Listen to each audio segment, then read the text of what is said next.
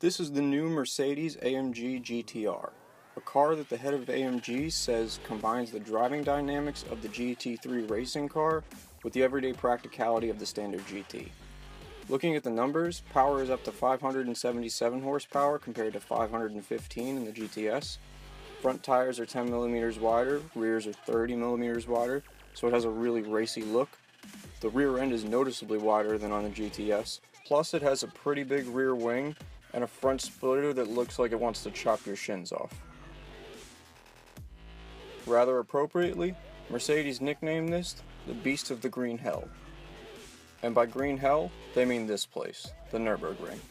Mercedes has sent the GTR around this 12.9 mile circuit in 7 minutes, 10.92 seconds. And that's pretty impressive, but lots of manufacturers are nearing the 7-minute mark now. It's not until you take a lap of the ring in this thing that you understand why Mercedes gave the GTR its nickname. The wide stance and extreme performance tire compound give you a huge amount of grip, and the turn-in is amazing, so it's easy to get comfortable driving it on the limit very quickly. One of the most overused terms in motoring journalism is a race car for the road, and usually what that means is a car that handles great on a track, but on the road, the ride is stupidly hard. This is different though. It handles very intuitively on a circuit, and because there's so much grip you can turn in quite aggressively if you want, but the ride is so compliant. The suspension absorbs even the biggest bumps and dissipates the force without making the car take a second bounce. I'm not going to say it handles like a GT3 car, because there's not enough downforce, but certainly like a GT4 car.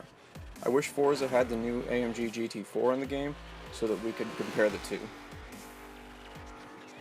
I tried driving the GTS in the last Forza game, Forza 6, but I never really liked it that much. I always found myself going for the BMW M4 instead, just because it was lower down, it had a more planted feel to it. But the problem was I wished that the Mercedes had more mechanical grip because I liked the engine more. The drivability of the Mercedes twin turbo is much better than the one in the M4.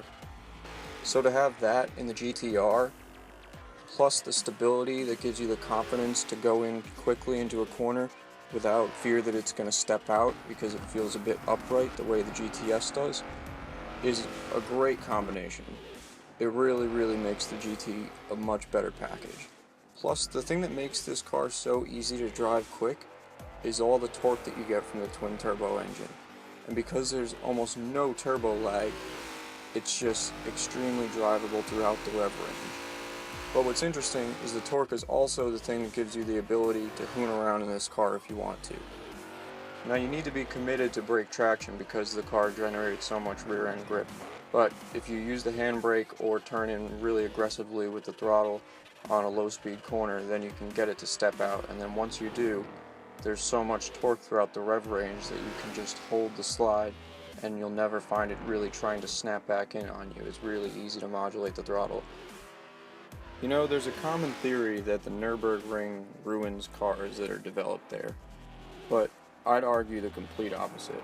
I think the GTR on the Nurburgring proves that it is the perfect place to develop a car. It's extremely bumpy, so you have to have a car that's able to stay level through undulating corners and not get nervous on you. The GTR does just that, and I'd argue it's entirely because of the Nurburgring. The GTR and the Nurburgring are such a good combination that I'm sure after a few more laps, I'd be confident to push more and more and get close to the factory driver. My first lap, which you're watching now, was 30 seconds off the pace. But let's not forget, the GTR also doubles as a flamethrower, so it's just good value for money. And I think because of that, for those of you lucky few who stuck around this long in the video, I'm going to shut up and let you watch one of the best car track combinations in the world, arguably.